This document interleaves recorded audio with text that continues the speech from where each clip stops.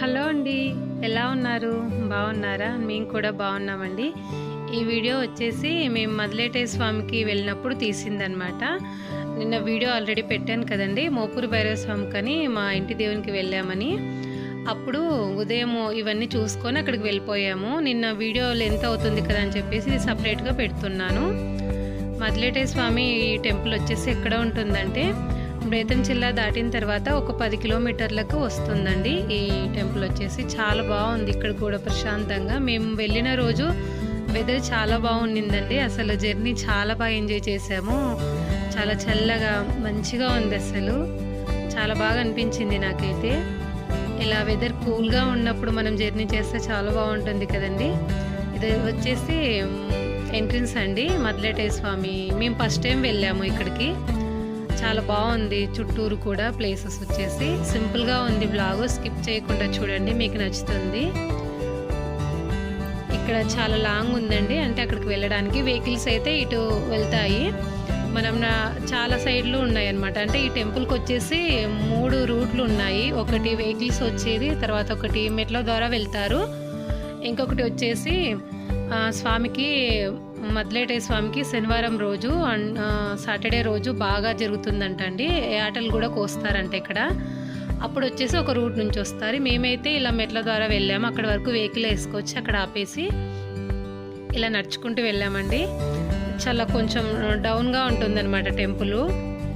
ఇలా ఉంటుంది, చూస్తున్నారు కదా, కొంచెం లోయలాగా ఉంటుంది కదా. అక్కడ టెంపుల్ ఉంది. యాగంటి చూసింటారు కదండి, అట్లా ఉంటుంది సేమ్. నాకు అలా అనిపించింది ఈ వ్యూ అంతా కూడా. కాకపోతే ఇది ఇంకా చాలా కొంచెం కొండలు ఎక్కువగా ఉన్నాయన్నమాట. చాలా పెద్దగా ఉందండి టెంపుల్ వచ్చేసి. మదిలేటే స్వామి అంటే నరసింహ అవతారంలోనే ఉంటాడండి స్వామి వచ్చేసి. నరసింహ రూపంలోనే వెలిసి ఉంటాడు. కాకపోతే ఈ పేరుతో మదిలేటే స్వామి పేరుతో ఇక్కడ కొలువై ఉన్నాడు స్వామి. అక్కడ వస్తున్నాం చూడండి మెట్ల ద్వారా. ఎంట్రన్స్ అక్కడ ఉంది. ఇటువైపు కూడా ఇందాక చూపించాం కదా, అటువైపు నుంచి కూడా వెహికల్స్ వేసుకొని డైరెక్ట్ గుడి దగ్గరికి రావచ్చు. మేము కాస్త మెట్ల ద్వారా దిగొద్దామని చెప్పేసి నేను, మా అమ్మ వాళ్ళు, పిల్లలు అంతా సరదాగా ఇలా మెట్లు దిగేసి వచ్చేసాము. చాలా అసలు ప్రశాంతత అంటే చాలా బాగుందండి. వెదర్ అలాగే ఉంది. అలాగే మేము సాటర్డే రోజు వెళ్ళలేదు కాబట్టి రష్ ఏం లేదనమాట. చాలా సింపుల్గా బాగా పూజ చేసుకొని వచ్చేసామండి.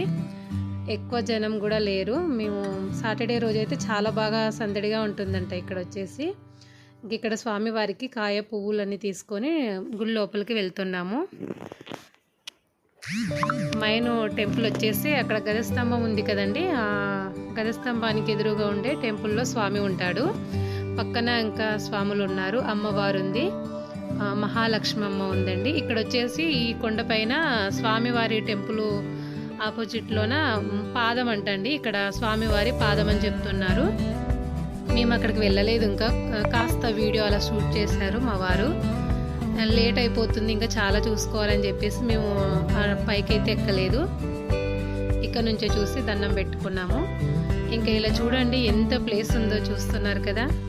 చాలా బాగుంటుందండి. ఎక్కువ టైం ఉండి ఇక్కడ స్పెండ్ చేస్తే చాలా ఎంజాయ్ చేయొచ్చు మనమైతే. అంత మంచి వాతావరణం ఉంది ఇక్కడ వచ్చేసి. ఇక్కడ స్వయంగా అంటే బుగ్గ కూడా పుట్టిందంట అండి, అలా పిలుస్తూ ఉంటారు. అక్కడ చూస్తున్నారా వాటర్ వస్తుందంటే, మనకి యాగంటిలో ఎలా అయితే ఒక చోట ఉంది కదా కోనేట్లు వస్తూ ఉంటాయి, అలాగే ఇక్కడ కూడా కొండల్లో నుంచి వాటర్ అయితే వస్తూ ఉంటాయి.